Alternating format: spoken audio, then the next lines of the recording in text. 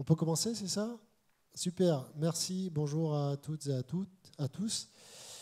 On va vous parler d'un sujet qui est assez générique, mais qui, vous le verrez, s'appuie sur des services spécifiques à notre structure, Propulse. Et on va vous faire un retour d'expérience avec cette belle table ronde sur comment sécuriser un projet et réussir son investissement avec nos services d'accompagnement. Je suis Dominique Seban, en charge de l'organisation et des services techniques au sein de Propulse. Et pour la vue d'ensemble de qui on est, vous avez ce slide à l'écran qui explique que d'abord on est une plateforme d'accélération en région Nouvelle-Aquitaine comme dans d'autres régions où il existe également des plateformes d'accélération. Ce projet il est parti d'un fondement national du gouvernement précisément en 2019 qui a demandé que chaque région de France se dote d'une plateforme qui accompagne les PME vers l'usine du futur. Alors vous le savez peut-être, en région Nouvelle-Aquitaine, on a la chance d'avoir depuis 2014 un programme Usine du Futur avec des parcours Usine du Futur, un programme de diagnostic qui accompagne déjà les entreprises depuis près de 10 ans et qui à ce jour a accompagné plus de 1300 entreprises. Notre projet plateforme régionale consistait donc à faire le continuum avec ce qui existait en région. Et donc on a créé un projet qui s'appuie sur un certain nombre de services dont on va vous parler juste après. Retenez simplement qu'on a été une des plateformes labellisées par l'État en juin 2021, qu'on a un statut associatif et que notre bureau est essentiellement composé d'industriels, notre conseil d'administration également, et qu'on est bien évidemment soutenu par la région Nouvelle-Aquitaine, qu'on remercie chaque année de nous soutenir, mais également par l'État, puisque ce projet, je vous le disais, est parti d'un fondement national. Alors très rapidement, on travaille avec les prescripteurs de la région. Un prescripteur, ce sont soit des référents Unifutur, donc des chargés de mission qui sont en charge d'accompagner et de suivre des entreprises qui sortent du diagnostic Unifutur, ou tous les chargés de mission de la région, que ce soit ceux du conseil régional, de la CCI, ou de l'agence, et tout un tas de prescripteurs dont peuvent être les centres technologiques, par exemple, dont certains sont présents à cette table ronde. On a signé un contrat et une convention de partenariat avec les 4 centres technologiques majeurs en France, que sont l'ECEA, le CETIM, Technalia et Composite Adour, puisqu'on est une structure avant tout partenariale. On s'appuie sur des ressources et des compétences existantes qu'on mobilise sur nos projets. Et puis vous le voyez, en 2024, on a accompagné 60 entreprises, 80% sont des PME. Une PME chez nous, elle est donc plutôt industrielle ou de service à l'industrie, et elle a une taille à peu près de 50 personnes, d'accord, pour notre tissu industriel local. On a environ 90 clients à ce jour. On travaille avec tout un tas d'autres partenaires en dehors de ces centres technologiques du premier rang, que sont les pôles de compétitivité, les clusters, les centres de ressources, les plateformes technologiques, mais également 300 offreurs de solutions et 120 consultants référencés par Propulse, dont on connaît leurs valeurs et leurs compétences sur l'ensemble des thématiques qui sont concernées par le référentiel de l'usine du futur. Alors notre mission, si je devais l'illustrer, je l'illustrerais de cette façon, c'est de rendre plus accessibles les moyens et les compétences du territoire pour faciliter une entreprise lorsqu'elle a à mettre en œuvre un projet de modernisation et identifier, parce que vous avez à droite, parmi l'offre du territoire, où sont les offreurs de solutions, à quel dispositif d'aide on peut avoir accès, quels sont les centres de ressources qui peuvent m'aider à dérisquer un projet, où sont les offreurs publics ou privés, les intégrateurs et les consultants de la région qui peuvent accompagner un projet. Voilà. Nous, on est au milieu, en essayant de répondre modestement aux questions que se posent les industriels en tant que tiers de confiance pour aider un peu comme une boussole à l'entreprise à s'orienter dans ce paysage parfois un peu complexe de tout un tas d'acteurs qui peuvent intervenir sur un projet de modernisation. On sait accompagner un projet de bout en bout, beaucoup avec l'acculturation, de la mise en relation, mais aussi de l'accompagnement, vous le verrez tout de suite après. Alors, vous avez très rapidement, puisque ce n'est pas le sujet, l'offre de services de Propulse, qui, comme vous le voyez, s'organise autour de 5 thématiques. L'orientation, on aide les entreprises à trouver le bon dispositif d'aide, le bon dispositif d'accompagnement. On met en relation simplement les entreprises avec des offreurs, des prestataires, des centres technologiques, mais également on sait faire des consultations larges auprès d'offreurs de solutions lorsqu'on nous donne ou on nous confie une expression de besoin pour envoyer à 10, 15 intégrateurs un besoin, analyser un peu les retours, collecter les réponses et aider l'entreprise à choisir parmi ces intégrateurs. On sait aussi mener des actions d'acculturation. Vous le voyez, on a beaucoup de journées qui sont organisées avec nos partenaires technologiques pour présenter des démonstrateurs, que ce soit des démonstrateurs physiques en Nouvelle-Aquitaine ou distants, que l'on sait présenter au travers d'un casque de réalité augmentée, par exemple, et une connexion Visio Teams, quel que soit l'endroit où se situe le démonstrateur. On sait aussi organiser des journées thématiques. Et puis, vous le voyez, en matière d'accompagnement, on va en parler puisque c'est l'objet de la table ronde. On a une mission de qualification, sécurisation des besoins et d'études de faisabilité que je ne vais pas détailler puisque c'est l'objet de cette présentation. On sait également, comme les offreurs, consulter des prestataires de services lorsqu'on nous demande de trouver un consultant expert dans un domaine. Et puis, on a des services d'aide à la rédaction de cahier des charges, d'aide au choix, j'en parlais tout à l'heure, comme par exemple d'assistance à maîtrise d'ouvrage ou maîtrise d'œuvre sur un projet. Parfois, les entreprises n'ont pas le temps de s'occuper des projets, d'animer les réunions, de figer les plans d'action et de suivre les plannings.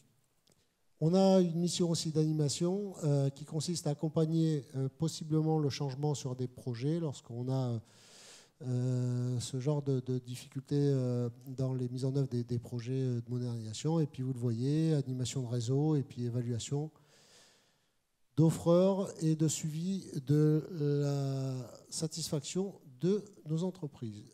Alors, très rapidement, comment sécuriser son projet dès lors qu'une entreprise détecte une opportunité de lancer un projet en interne, que ce soit un projet qui permette, par exemple, de répondre à une demande client. Il faut augmenter les cadences, on va essayer d'automatiser, de robotiser, ou de développer tout simplement un nouveau produit, développer un nouveau marché, innover, par exemple, sur une technologie, innover dans l'organisation de l'entreprise. On peut avoir une opportunité d'améliorer la performance de mon outil de production en m'attachant à réduire les coûts de ma production. Je peux aussi avoir l'opportunité de sécuriser un investissement parce que j'ai nécessairement engagé un financement long, que j'ai un soutien ou pas, mais en tout cas un financement qui nécessitera de vérifier si j'ai une capacité de remboursement et d'amortissement de mon investissement sur la durée. Je peux avoir également une étude d'opportunité à faire parce que j'ai besoin de changer de métier, de travailler sur des nouveaux métiers parce que je suis sujet à la conjoncture économique et qu'il faut que je rebondisse ou que certaines entreprises, malheureusement, pour survivre, changent de métier ou de pratique. Et puis enfin, je peux vouloir lancer des projets qui améliorent tout simplement la qualité de vie au travail ou l'optimisation un peu de ma productivité, optimisation des stocks ou optimisation de l'organisation. En tout cas, toutes les bonnes raisons qui me poussent à mener une étude d'opportunité. Notre intervention se situe dans ces domaines. On va le présenter avec un retour d'expérience tout de suite après. On va faire intervenir dans l'entreprise un expert du sujet, de la thématique, du métier de l'entreprise, pour analyser d'abord l'existant. Analyser l'existant, c'est analyser la situation actuelle, regarder les postes de travail. Finalement, si je devais résumer, analyser la véracité du besoin. Parfois, cet œil extérieur est extrêmement utile. Mais on va également analyser la cible que convoite l'industriel. La cible en termes de gain de productivité, gain de méthode de travail, ou pourquoi pas gain en termes de déploiement d'un nouvel outil. Et puis, on va regarder la notion de business model ou de business plan, c'est-à-dire la capacité de l'entreprise à rentabiliser le projet dont on nous parle. Quel est le retour sur investissement? On va challenger le modèle économique et vérifier la capacité de financement de l'entreprise. Et enfin, rédiger une expression de besoin qui va valider ou compléter l'expression du besoin de l'entreprise, décrire un certain nombre d'exigences, identifier les contraintes et pourquoi pas orienter vers la nécessité de mener une étude de faisabilité avant d'acheter. Et donc, pour ce faire, je vais donner la parole à Stéphane Bétrancourt, des Arts et Métiers, qui est un des experts qui est intervenu sur nos missions. Et vous avez à l'écran le contexte du service de Propulse. Et je donne la parole à Stéphane. Alors Stéphane, en 2 mots d'abord, est-ce que tu peux nous dire qui tu es et puis la fonction que tu occupes au sein de l'ENSAM pour ensuite parler de cette intervention? Bonjour à toutes et oui, bonjour à toutes et tous. Je suis ingénieur en génie mécanique avec 25 ans d'expérience dans l'industrie, principalement automobile. J'occupe depuis fin d'année dernière le poste d'adjoint du délégué régional au sein d'Amvalor, qui est la filiale de valorisation du groupe ENSAM. Alors, l'intervention pour laquelle on vous a, les arts et métiers, mobilisés, elle consistait en quoi chez un client qui avait quel type de besoin? Alors, il avait un besoin d'automatisation de certaines étapes de sa ligne de production, puisqu'il était confronté à un besoin de monter en cadence. Il doublait sur un de ses produits phares, il devait doubler sa production, sa capacité sur 6 mois. Et comme le besoin n'était pas forcément très très bien défini, je suis intervenu pour identifier et consolider un petit peu ce qui étaient ses attentes. Il y avait aussi une thématique sur de la simulation, donc ça mélangeait un peu de l'IA, de la capitalisation, de l'automatisation, du contrôle qualité. Donc l'idée, c'était un peu de s'assurer, de sentir un peu dans cette entreprise quel était le niveau de maturité par rapport à ce besoin qui avait été exprimé et de conforter un petit peu les pistes d'amélioration et de progrès. Donc c'était une intervention d'une demi-journée, je crois, et dont l'apport de valeur a été réellement de réorienter le besoin et de le requalifier en le sécurisant avec une vision un peu d'ensemble, c'est ça? C'est ça. L'idée, c'était de sentir un peu aussi par rapport à l'esprit un peu de l'entreprise, l'état d'esprit du chef d'entreprise, ses attentes en termes de retour sur investissement, échanger aussi avec les équipes de terrain, puisque bon, c'est toujours très important, c'est ce qui a été dit dans la précédente conférence, d'avoir l'adhésion un peu de tous les acteurs de l'entreprise. Donc on a pu discuter et se rendre compte un peu de ce qui était à faire. Donc moi j'ai pu découper un peu les phases et donner un rendu et requalifier le besoin de manière un peu plus crédible et dérisquée surtout. Et alors le livrable de cette intervention, c'est quoi concrètement? Alors c'est une requalification du besoin avec des vrais objectifs, que ce soit en termes techniques, mais aussi avec un cadrage économique. Et l'avantage du livrable, c'est qu'il sert de base de dialogue avec tous les offreurs de solutions potentielles, de manière à initier l'échange. Et puis surtout, ça laisse la main aux dirigeants de manière à ce qu'ils puissent rester maîtres de ses choix et de ses orientations. Propulse a eu donc une expression de besoin formalisée qui stipulait le besoin, les contraintes, l'existant et les orientations avec les risques, un certain nombre de recommandations qui étaient faites par cette intervention d'expert qui est gratuite pour l'entreprise. Merci Stéphane. Avec plaisir. Vous le voyez, on a référencé 120 experts sur 69 thématiques que couvre le référentiel Unifutur. Dont on sait qu'ils ont des compétences sur ces thématiques, aussi bien en matière de capacité à assister une entreprise sur de la maîtrise d'œuvre que de la maîtrise d'ouvrage, que de la rédaction de spécifications techniques, de cahiers des charges. En tout cas, voilà un exemple de l'expertise chez ENSAM que l'on a mobilisé sur le sujet. Alors, à l'issue d'une opportunité identifiée, validée et confirmée par un expert, décrite avec une expression de besoin tangible. Parfois, avant de passer à la sollicitation d'un intégrateur, d'un offreur de solutions, il est possible que l'expert nous recommande de faire un test, parce qu'on n'est pas sûr que la solution est mature, parce que le cas d'usage de l'entreprise n'a jamais été testé sur une technologie, mais ça peut être un outil, un système d'information. En tout cas, pour lever un certain nombre de verrous, il est possible de mener des études de faisabilité que l'on traite de cette façon. Lorsqu'on a des verrous d'usage, des verrous qui consistent à vérifier que l'interfaçage avec l'existant ou que l'existant en matière de mode opératoire ne permet pas de difficulté à intégrer la nouvelle technologie, eh bien, on lève un verrou, un doute possible. Idem pour des verrous techniques que parfois on rencontre sur des solutions à intégrer, qui sont des performances qui seraient limitées, dont il nous faut tester la capacité à garantir à l'industriel que les cadences, que la performance du nouvel outil va bien être conforme à l'objectif attendu. Des verrous d'innovation également. Certaines technologies, on les teste pour vérifier si elles sont matures, s'il y a du R&D à faire pour mettre au point le projet ou le produit que nous demande l'industriel, ou une réglementation tout simplement pas totalement adaptée ou contrainte aujourd'hui qui nous font faire des recommandations en matière d'existence d'un marché à plus ou moins court terme. Et pourquoi pas avoir à réaliser également une maquette fonctionnelle. C'est-à-dire une maquette qui va permettre de valider un concept qui a été imaginé, de valider les performances qu'on peut attendre de ce nouvel outil, nouveau produit.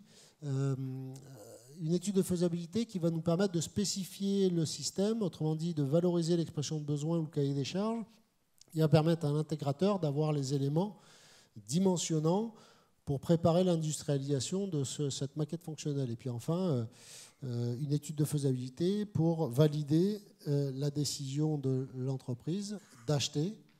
Et pour ce faire, on a prévu un retour d'expérience sur un de nos 4 centres techniques qui est intervenu sur une étude de faisabilité. Je donne la parole à Jean-Baptiste Pain du CEA. Merci Dominique. Il faut que je me présente peut-être en amont. Alors, voilà, si tu peux nous expliquer qui tu es, et ce que fait le CEA. Ce que fait le CEA, peut-être que tout le monde le sait. Donc, je suis Jean-Baptiste Pain, donc je suis responsable des partenariats industriels pour le CEA. Le CEA, c'est un organisme de recherche public, donc c'est le commissariat à l'énergie atomique et aux énergies alternatives, qui a été créé en 1945, qui est plutôt connu pour les aspects de la défense et tout ce qui est autour de l'énergie atomique. Mais pas que. Pendant 80 ans, en fait, le CEA a développé ce qu'on appelle chez nous des briques technologiques, qui peuvent être dans le domaine du contrôle non destructif, de l'imagerie, de nouvelles technologies liées à l'environnement. Et aujourd'hui, le CEA a pour ambition de devenir un acteur essentiel dans les partenariats publics-privés, ce qui fait qu'aujourd'hui, le CEA génère à peu près 25% des partenariats publics-privés au niveau national. Et mon rôle, c'est de rencontrer les entreprises, frapper à la porte des entreprises et de voir si elles ont des besoins particuliers ou des verrous technologiques pour lesquels elles n'ont pas de solution ou elles ne trouvent pas de solution sur le marché. Et on intervient avec nos chercheurs qui sont plus de 20 000 pour essayer d'apporter des solutions et de répondre aux contraintes des industriels. Voilà, sachant que moi, personnellement, je suis dédié à la Nouvelle-Aquitaine, donc uniquement pour les entreprises de Nouvelle-Aquitaine. Et nous sommes une petite unité à Pessac d'une 30aine de personnes. Si on compare à ce qui est présent au niveau du BARP avec le laser mégajoule, que vous connaissez tous, l'aspect défense. Voilà, on est une petite unité avec 3 laboratoires, imagerie, robotique et batterie nouvelle génération. Voilà, j'ai été un peu long peut-être, Dominique. Non, je pense que c'était important. Alors je crois que vous faites partie des 4 centres techniques partenaires à Propulse. En quoi consiste ce partenariat? Je crois que c'est très centré sur le dérisquage des projets. Exactement, c'est tout à fait ça. Nous avons la chance de faire partie effectivement des 4 centres technologiques. Donc, nous avons autour de la table donc, le CETIM, donc, qui a effectué une présentation là, tout à l'heure, si j'ai bien compris. Nous sommes aussi accompagnés par Compositadour et le centre technologique Technalia. L'idée, c'est de pouvoir se réunir autour de la table quand un projet nous est présenté, et notamment quand un projet vient de la part de Propulse, et notamment de la part de Dominique, et de voir s'il y a une réelle contrainte technologique, et si nous tous, autour de la table, on peut apporter une réponse à cette contrainte technologique. Alors justement, quelles sont les informations qu'on peut communiquer sur les exemples d'études de faisabilité que vous avez menées pour Propulse jusqu'ici en termes d'activités que vous avez réalisées? Alors des exemples, il y a Clément qui va en donner un tout à l'heure. C'est vrai que la majorité des exemples là, sont sous le sceau de la confidentialité, mais pour être rapide, donc évidemment, ce sont l'amélioration de process, du process industriel, le bien-être au travail, aussi le bien-être animal. Voilà. Développer des technologies qui n'existent pas. Et voilà, personnellement, moi j'accompagne beaucoup de projets dans le domaine de l'agroalimentaire quand il y a de nouvelles réglementations qui arrivent et qui imposent en fait de développer des outils qui n'existent pas encore sur le marché. Et pour ce, je fais appel à la plateforme qui est présente sur notre site de PESAC, qui est notre plateforme d'imagerie multispectrale. D'accord, donc en gros, les études de faisabilité consistent d'abord à dire si c'est faisable ou pas avec les technologies sur étagère, et si c'est faisable avec un peu de transfert technologie, qu'est-ce qu'il faut développer pour que ça fonctionne, et est-ce qu'on doit spécifier un intégrateur pour tenir les performances attendues par le client final, c'est ça? Ouais, c'est exactement ça. Donc effectivement, il y a un travail qui est effectué en amont par Propulse, hein, un comité de préqualification.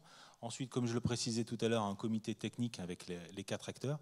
Et ensuite, il y a cette étude de faisabilité qui est lancée avec une étude bibliographique en amont et tester quelquefois un panel de 2 ou 3 technologies. Hein. Je reprends l'exemple d'imagerie, mais ça peut être l'imagerie sonore aussi, hein.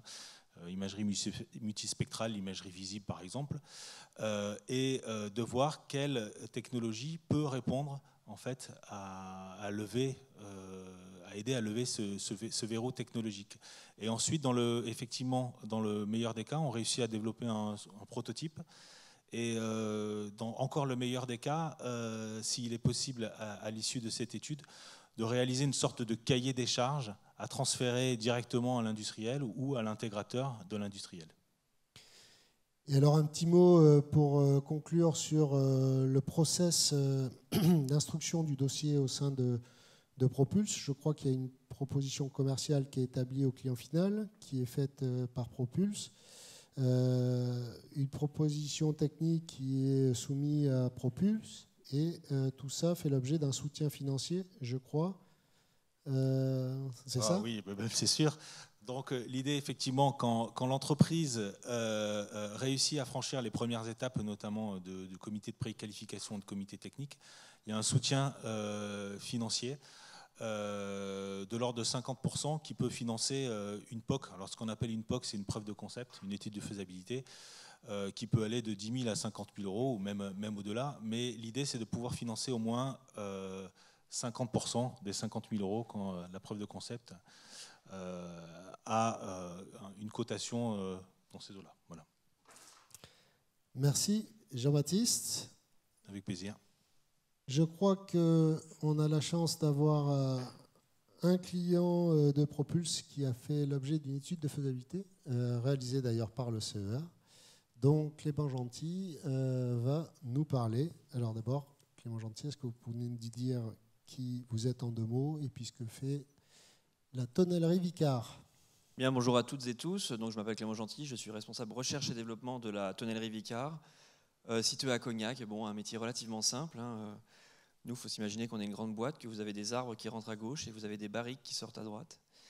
Notre activité consiste donc à acheter ces arbres sans pouvoir les préqualifier et à faire des barriques qui doivent être micro-poreuses pour permettre la micro-oxygénation du vin ou du spiritueux, mais pas poreuses évidemment pour garantir l'étanchéité.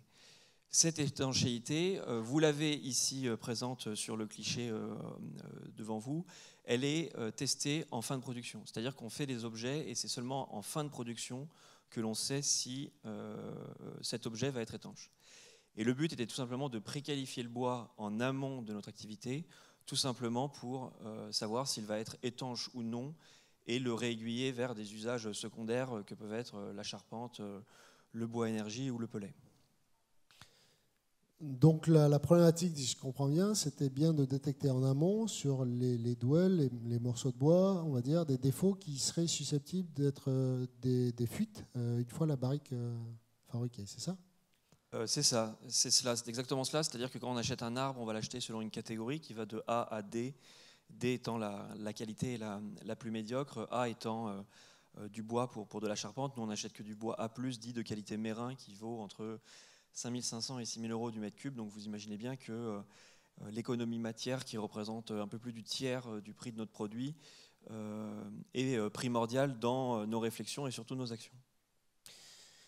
Et alors pourquoi, compte tenu du fait que les technologies sont matures, hein, le rayon X, la thermographie infrarouge, pourquoi vous n'avez pas testé des solutions du commerce tout simplement et vous avez fait appel à Propulse et au CEA pour expérimenter et faire une étude de faisabilité ? Alors parce que tout simplement ces technologies ne sont pas adaptées à notre métier, qui est quand même un métier certes millénaire, mais qui est quand même un métier de niche. Il nous fallait être accompagné d'un laboratoire. J'ai fait les arts et métiers, donc j'ai contacté les arts et métiers et j'ai découvert qu'ils travaillaient avec notre plus gros concurrent. Donc on a fait autrement. Et en l'occurrence, je voulais travailler avec le CEA parce que je les connaissais, je les avais identifiés comme partenaires et j'avais besoin d'avoir un tiers de confiance, premièrement pour stresser le CEA, pour avoir des résultats probants et dans des délais respectés, et deuxièmement pour s'assurer du bon suivi de projet. C'est-à-dire que Propulse, c'est un accompagnement financier peut-être, mais c'est surtout un accompagnement dans la gestion de projet. Donc, si je comprends bien, cet apport de valeur, c'était ma prochaine question. Il a été important aussi bien sur le pilotage de l'étude, par un tiers de confiance, que l'intervention en centre technologique compétent, avec des moyens d'expérimentation, qui était le CEA, pour mener à bien cette étude. C'est ça ? C'est exactement ça. C'est-à-dire qu'aujourd'hui, très peu d'entreprises sont dirigées par des chercheurs. En l'occurrence, la Tonnerie Vicard n'est pas dirigée par un chercheur.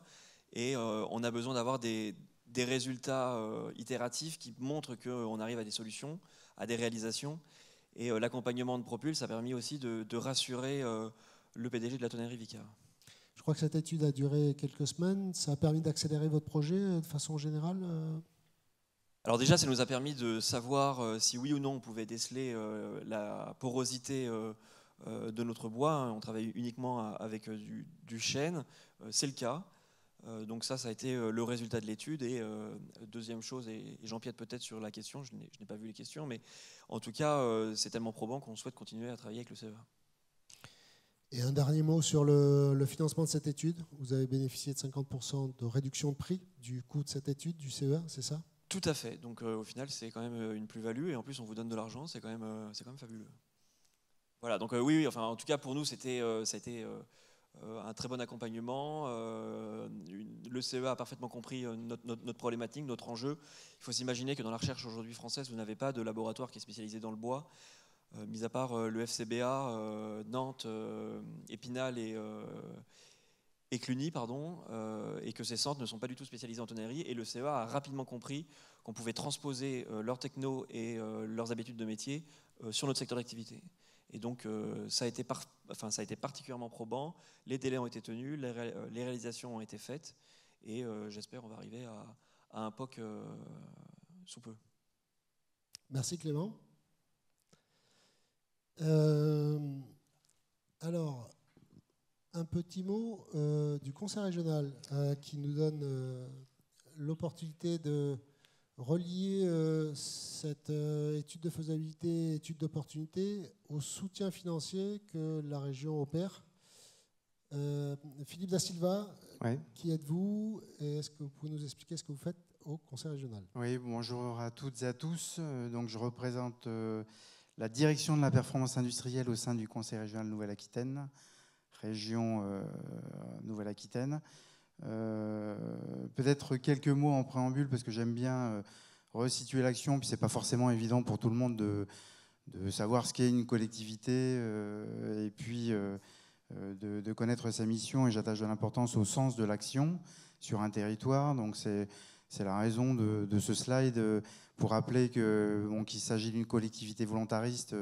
Bon, je ne vais pas faire de politique, ce n'est pas l'objet, mais cette vision en matière d'accompagnement d'entreprises industrielles, c'est quelque chose qui n'est pas nouveau, même si dernièrement on entend parler de relocalisation, réindustrialisation, souveraineté, toutes ces thématiques-là. En Nouvelle-Aquitaine, en tous les cas, moi j'y travaille depuis une vingtaine d'années, ça fait une vingtaine d'années qu'on essaie de contribuer, ou que la volonté en tous les cas est de contribuer à préserver du savoir-faire industriel, des compétences sur les territoires, etc., pour essayer de lutter contre les délocalisations et pour faire en sorte de contribuer aussi à de l'ancrage territorial. Donc une collectivité qui est dotée d'une compétence en matière de développement économique, avec la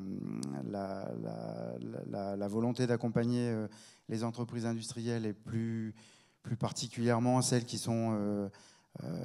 dépendent des filières d'excellence. On pourrait en citer une vingtaine. J'ai repris quelques exemples de secteurs d'activité: l'aéronautique spatiale défense, bois, papier, chimie, pharmacie, cosmétique, IA, mais c'est bien évidemment loin d'être exhaustif.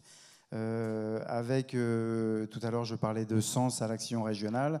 Ça ne sort pas de son chapeau non plus. C'est la volonté d'avoir une ligne directrice qui découle d'une stratégie régionale, donc avec une feuille de route Néoterra.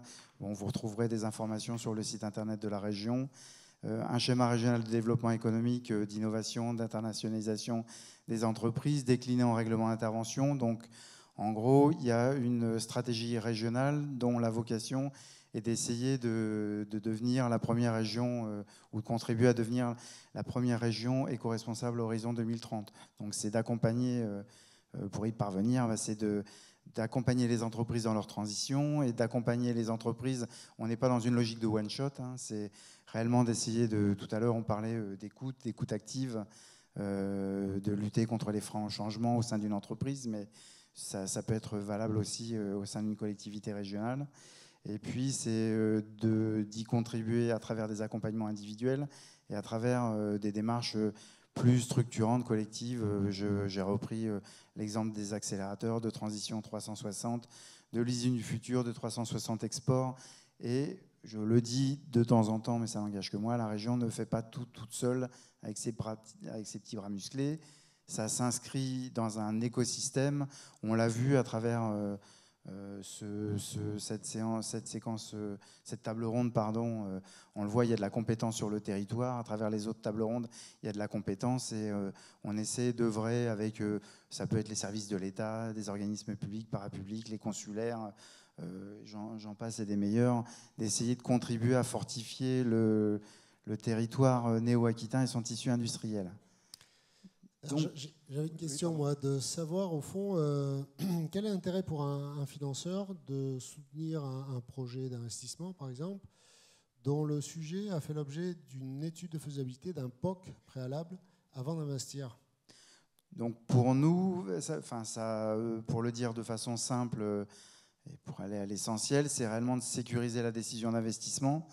Donc on l'a vu à travers ce qui a été, à travers l'échange qui m'a précédé, c'est d'arriver à caractériser le besoin, d'essayer d'identifier là où les solutions qui seraient les plus adaptées, et puis en recourant aux compétences, aux centres techno, aux offreurs de solutions, aux intégrateurs, etc., en essayant de recourir à l'écosystème, et on essaie d'attacher, on y veille, mais on attache de l'importance à ce que, parce que parfois les dirigeants occultent le fait qu'il y a de la compétence à proximité et vont chercher de la compétence parfois au-delà du territoire régional, au-delà du territoire national, etc. Donc c'est hyper important pour nous d'avoir une démarche qui ait fait l'objet d'études de faisabilité. Ça permet de sécuriser l'investissement, mais pas que pour la région, ça peut être le cas aussi pour des financeurs, et s'assurer que le besoin de l'entreprise soit pleinement pris en compte,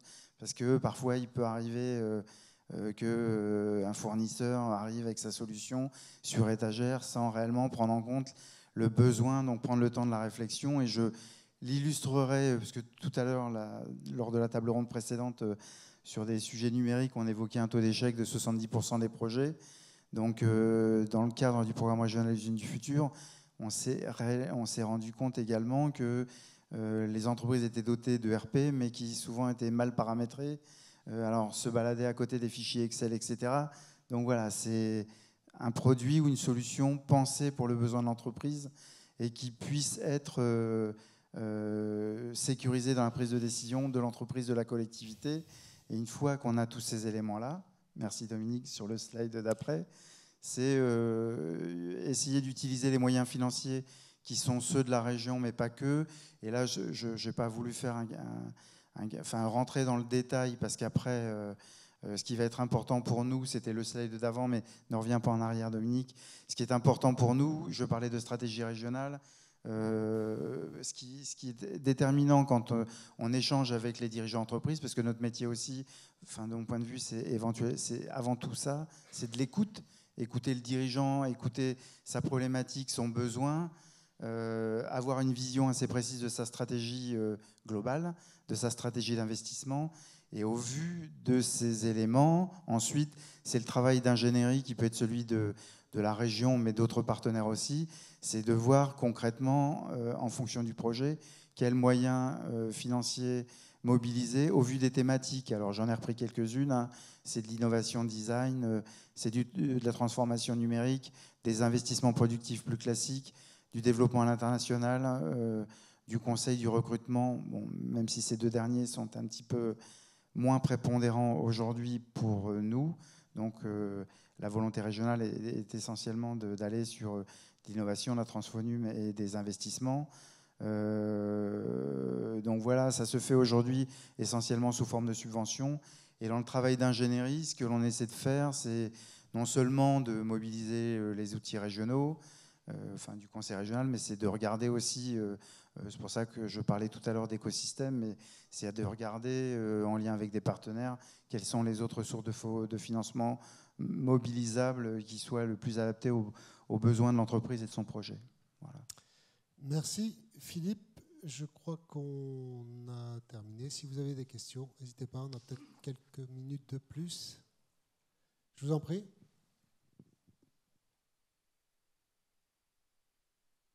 Bonjour, Francis Prévost, porteur d'un projet de création d'entreprises innovantes dans le milieu du vin. Voilà, en fait, j'ai vu que vous aviez effectivement, vous accompagniez la R&D avec le POG et qu'effectivement, il y a 50% d'accompagnement, enfin de financement. Par contre, vous n'avez pas trop mis en avant l'aspect marché. Est-ce que c'est un élément que vous prenez en compte également, ou parce qu'en fait, il ne suffit pas d'avoir une technologie qui fonctionne, il faut quand même aussi pouvoir la vendre. Est-ce que vous avez des réponses à me donner à ce sujet? Philippe, peut-être dans la décision d'accompagnement qui est prise, l'approche marché est prise en compte en tant que telle. Si votre question, c'est de soutenir l'étude de marché, je ne sais pas si c'est ça votre question. Oui, entre autres, mais enfin, c'est surtout que, en fait, moi, je voyais la notion de 50% du POC, donc automatiquement, il faut que je mette 50%. Donc, oui. Qu'est-ce que je dois mettre en plus pour, je dirais pas, pour que mon projet soit globalement financé, voire finançable. Donc, c'est pour savoir, c'est juste, est-ce que vous prenez en compte justement les éléments du marché, c'est-à-dire peut-être la notion du marketing et notamment voilà, est-ce que ce produit va être vendu parce que là en fait vous parlez de la R&D, mais bon voilà, ça suffit pas, voilà, c'est ça que je veux dire. Non, on est d'accord. Donc ça, c'est encore une fois, c'est plus dans la décision, c'est dans l'ingénierie, dans l'instruction des projets qui sont faits, parce qu'on le voit aussi régulièrement. Vous avez, et d'ailleurs ça m'interpelle, on voit parfois des entreprises ou des startups, etc., qui viennent voir la région pour bénéficier d'une étude en matière d'intelligence économique pour s'interroger sur le marché. On prend le problème à l'envers, c'est-à-dire que le produit ou la solution, elle doit répondre à un besoin. Enfin, on crée pas la solution ou l'offre sans avoir tenu compte du marché.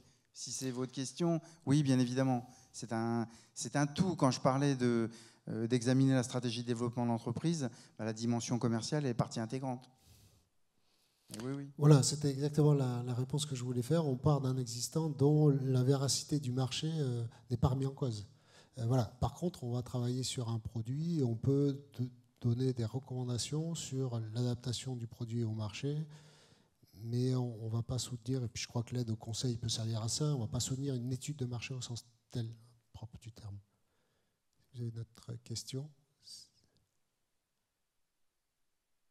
Bon, eh bien, on vous remercie pour votre attention.